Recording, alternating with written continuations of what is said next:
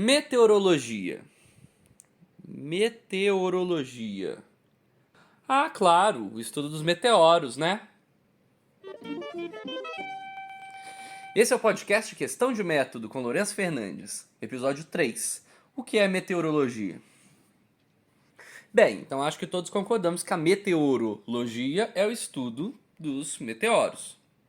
Mas como assim? A gente vai ter que ver melhor a história dessa palavra. Como vocês sabem, hoje a gente chama de meteoros as rochas que, percorrendo o espaço sideral, entram na atmosfera da Terra e se tornam visíveis porque queimam durante essa entrada. São, resumindo, as estrelas cadentes. Por outro lado, quando a gente fala em meteorologia, a gente pensa em chuva, neve, se está nublado ou ensolarado, no vento, etc. Mas como isso é possível? De onde vem esse descompasso? Vimos nos episódios anteriores do podcast que entender esse tipo de coisa é uma questão de método e que depende da gente ir buscar de onde vieram essas palavras, esses usos, essas ideias.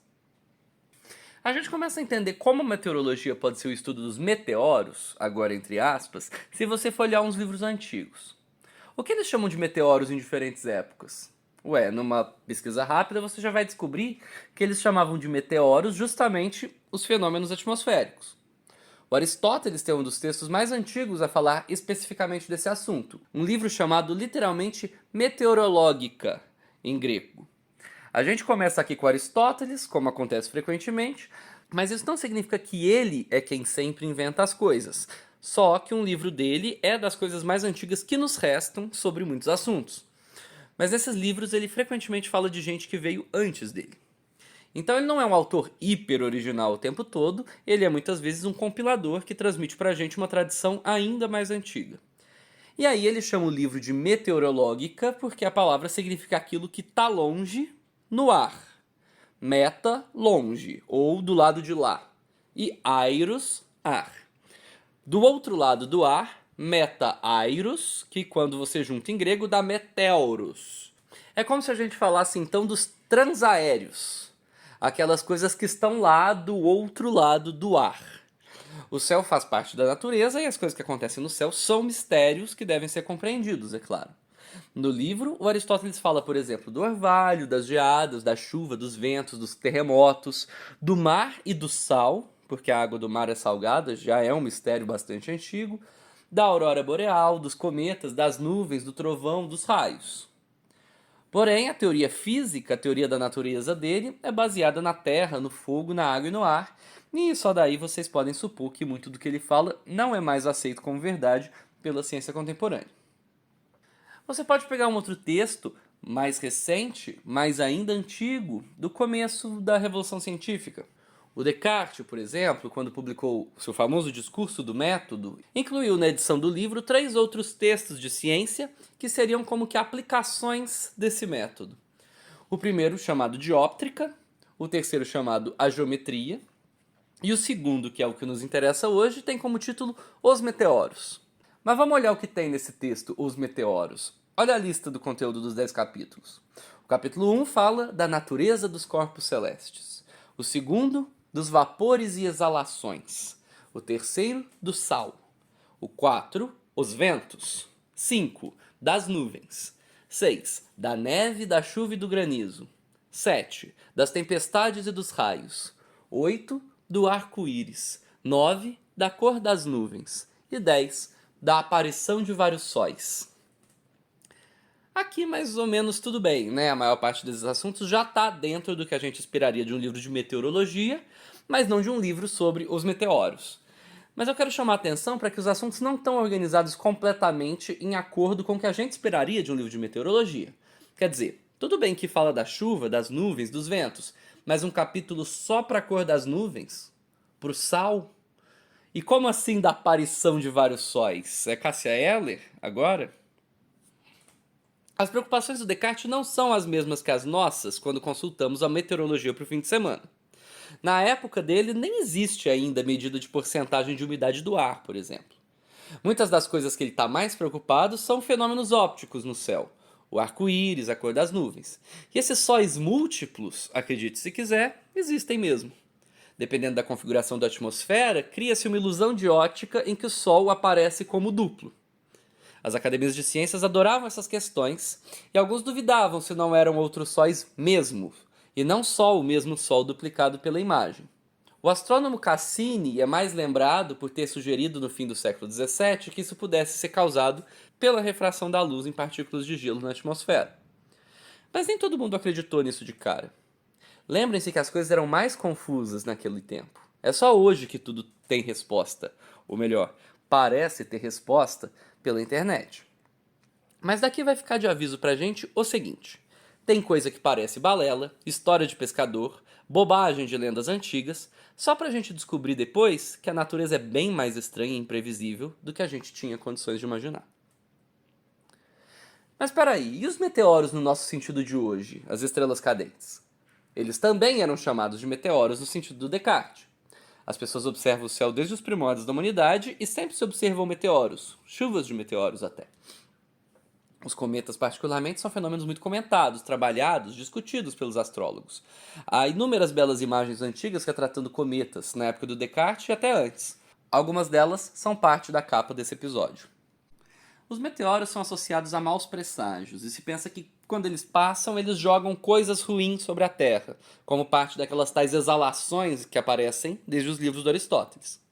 São os chemtrails da antiguidade, né? Aquela teoria da conspiração atual de que os aviões estão jogando veneno de propósito no mundo e que é isso que são aqueles rastros que eles deixam no céu. Tem alguma verdade nessa crença porque as emissões de gases do efeito estufa pela aviação contribuem muito para o aquecimento global.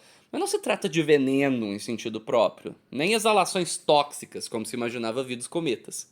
Os próprios filósofos naturais, como o alquimista e médico Paracelso, eram também astrólogos e usavam os meteoros para fazer profecias sobre o apocalipse, entre outras coisas. Mas aqui está o pulo do gato. Tradicionalmente, todo mundo achava que o que nós chamamos hoje de meteoros fossem fenômenos apenas da atmosfera. Nós sabemos hoje que o meteoro começa a brilhar no céu porque ele entrou na atmosfera, mas ele entrou de fora, vindo do espaço sideral. Então o brilho é até um fenômeno atmosférico mesmo. Já os cometas são fenômenos do espaço. Eles brilham quando passam perto do Sol e não entram na atmosfera. Mas séculos atrás não haveria muita diferença entre eles, então, até porque não existia o espaço sideral. A física da época, consagrada também pelo nosso velho Aristóteles, não tinha espaço para o espaço. Na física do Aristóteles, o universo não é uniforme. Não são as mesmas leis que valem em todos os lugares. Existe uma divisão muito importante que é demarcada pela Lua. O universo que está para lá da Lua funciona de um jeito, e um que está para cá da Lua existe de outro. São os chamados mundos supralunar e sublunar. O supralunar, acima da Lua, é eterno e imutável, onde as coisas giram para sempre em ciclos perfeitos de esferas cristalinas de éter. Já o mundo sublunar, abaixo da Lua, é onde existe a nossa matéria normal, onde as coisas se transformam o tempo todo, nascem e morrem. Tem um mundo imortal e um mundo mortal. O mundo mortal é feito de terra, fogo, água e ar. E o mundo imortal é feito de uma quinta coisa misteriosa, uma quinta essência, imortal, sutil, perfeita. Ué, mas os meteoros, no nosso sentido de hoje, são episódios quase aleatórios, ou melhor, contingentes, para ficar no jargão filosófico. E como contingentes, eles não acontecem obedecendo aos ciclos supostamente regulares e eternos dos planetas e das estrelas. Já te aconteceu alguma vez de estar observando o céu com outras pessoas e alguém vê muito rápido uma estrela cadente, tentar falar isso para uma pessoa que estava do lado, mas nem dá tempo da segunda pessoa ver do que estava falando? É difícil até se certificar de que aconteceu mesmo. A outra pessoa pode não acreditar. E quem te falou pode estar inventando, ser só um cascateiro, para te deixar triste porque você não viu, perdeu. Mas então, será que só olhando dá para saber se as estrelas cadentes estão para lá ou para cá da Lua? Ué, pela física antiga você não precisa disso. Se os cometas e as estrelas cadentes aparecem imprevisivelmente, eles só podem ficar para cá da Lua. Ou seja, como os outros meteoros, quer dizer, chuva, granizo, raio. E é até bonito e poético, né? Imaginar que fosse uma estrela que se desprendeu do céu eterno e caiu para chamar de estrela cadente. É um jeito belo de se referir àqueles risquinhos inexplicáveis que a gente vê de vez em quando à noite. Agora, um dos meteoros mais famosos que nós temos hoje em dia é aquele que matou os dinossauros. E ele também veio uma vez só, para nunca mais. Ainda bem. E se você pensar usando a física de Aristóteles, então esse acontecimento único, quer dizer, que não é cíclico, só pode acontecer da Lua para cá. E se for assim, então não tem nem como imaginar que uma pedra aleatória vinda do infinito vazio mudou para sempre a história da Terra. Para ter condições de ousar imaginar uma coisa dessas, muita água ia ter que rolar ainda. Por exemplo, os caras iam ter que perceber, ou se permitir admitir, que os movimentos do céu também não são círculos perfeitos. Imagina o choque. Mas isso a gente conta outro dia. Mas quanto mais você observa o funcionamento da natureza, mais as coisas se complicam. A gente estava falando de riscos no céu inocentes. Mas e quando rochas literalmente caem do céu? Aí aparece um problemão. Hoje a gente chama isso de meteorito. É um meteoro que não se desintegrou totalmente na atmosfera e que atinge o solo. Qual o problema disso para a física antiga? É que elas teriam que ter vindo do mundo supralunar, porque no céu não tem pedra, só tem quintessência. Além do mais, as pedras caem, nunca sobem. Tatu não sobe em toco. O mundo supralunar é perfeito e feito de éter. Ele não se desagrega em pedaços que poderiam cair em cima da gente. Isso fez com que, por muito tempo, as academias de ciências se recusassem a analisar casos de pedras que caem do céu. Repetindo, eles se recusavam a acreditar nisso. Claro que era mais difícil acreditar, já que não tinha filmagem dessas quedas, como hoje você acha no YouTube. Mas histórias antigas que falavam de pedras caindo do céu já tinha há tempos. Olha essa aqui, por exemplo. Mário avançou contra o exército de Mitrídates, e os dois grupos se prepararam para a batalha. Contudo, no exato momento em que se formavam para a refrega, sem nenhuma alteração perceptível a anunciar, abriu-se de repente o céu, e um grande corpo brilhante caiu entre as duas tropas. Tinha a forma de um barril, mas sua cor era como a de prata derretida. Todos apavorados deixaram o local em disparada. Esse prodígio incrível aconteceu na Frígia. Isso é Plutarco, parte das Vidas Paralelas, vida de Lúculo. Louco, né? Mas peraí, por que os muito nobres filósofos naturais do século XVII acreditariam nessa história, recontada ali pelo século I d.C., de uma mentirada que tinha acontecido antes ainda?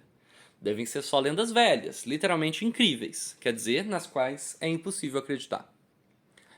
Na época do Descartes, os caras olham para essa história que eu li e consideram ela tão absurda quanto aquelas histórias que, por exemplo, Plínio Velho conta sobre os blêmios, um povo de seres humanos que não tinham cabeça, mas sim um rosto no meio do tórax, e que viveria no sul do Egito.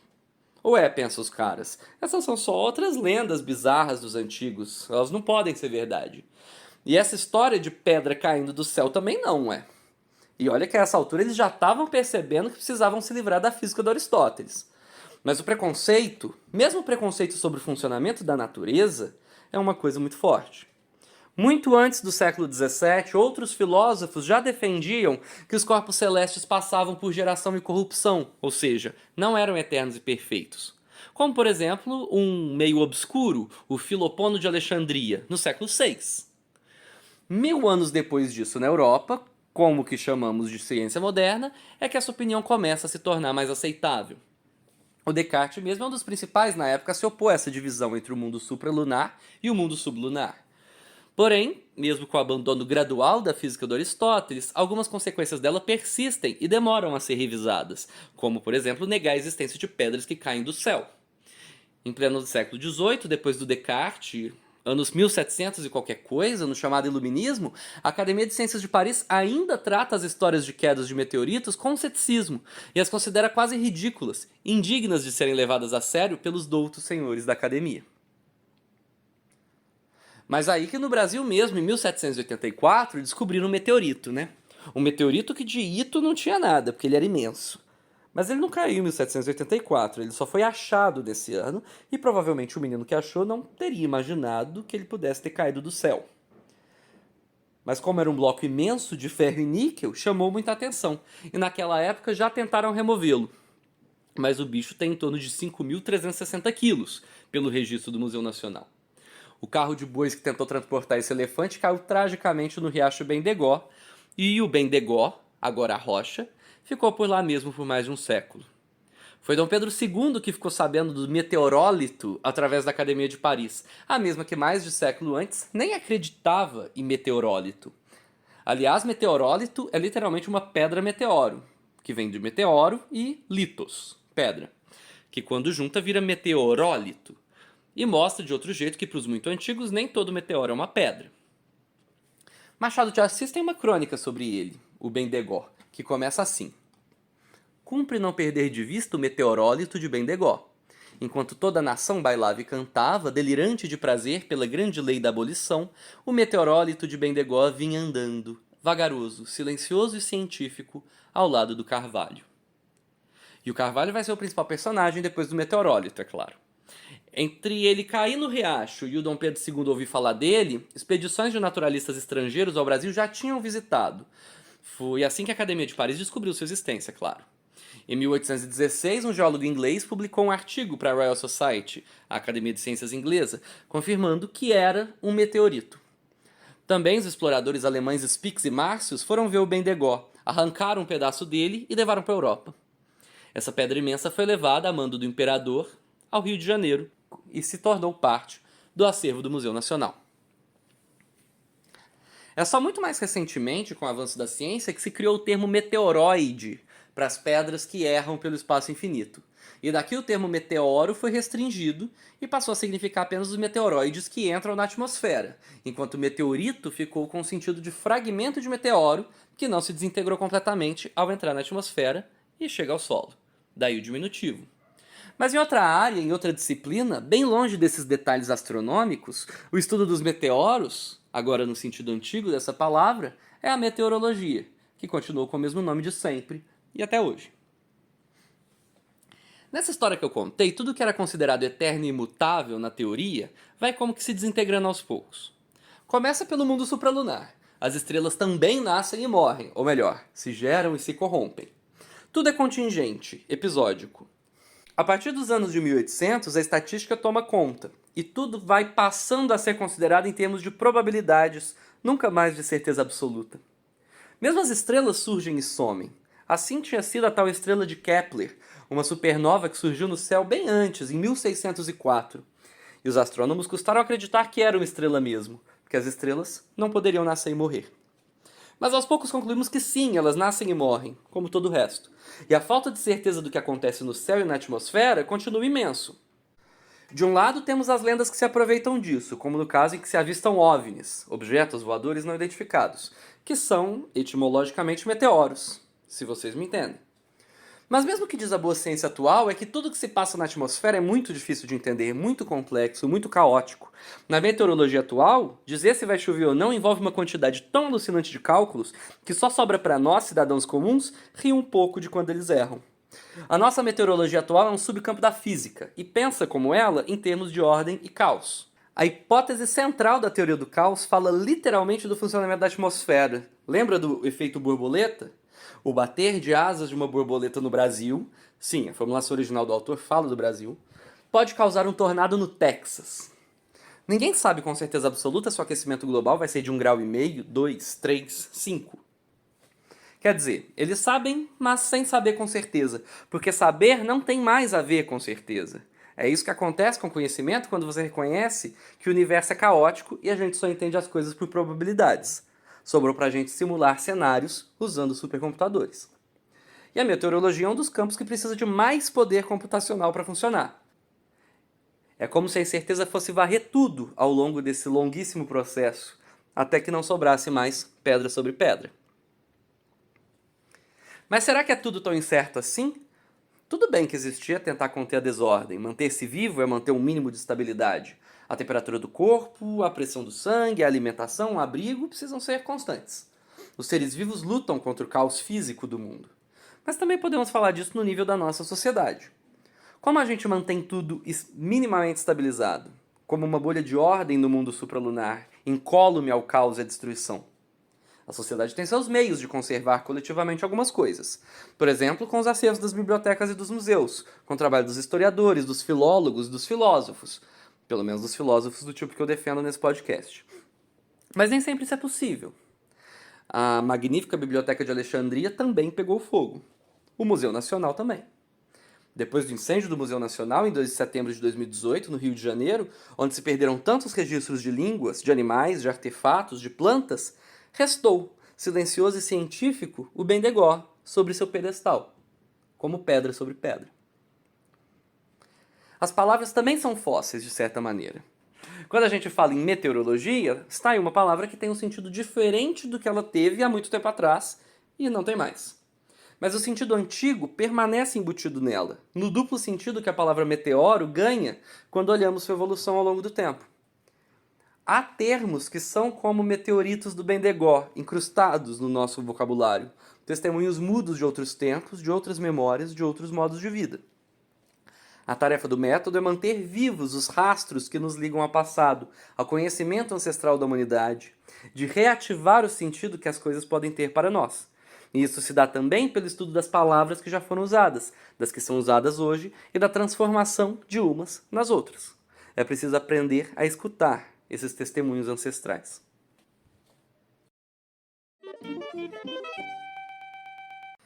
Esse foi o terceiro episódio do Questão de Método, com um exemplo da filosofia em ação, pelo menos como eu a entendo. Se gostou, siga o podcast, avalie e poste nas redes. As principais fontes estão na descrição do episódio, assim como os principais links em que você pode me achar por aí. No próximo episódio, voltamos com a terceira e última parte da série que tenta cercar o que é a filosofia. Obrigado e até a próxima!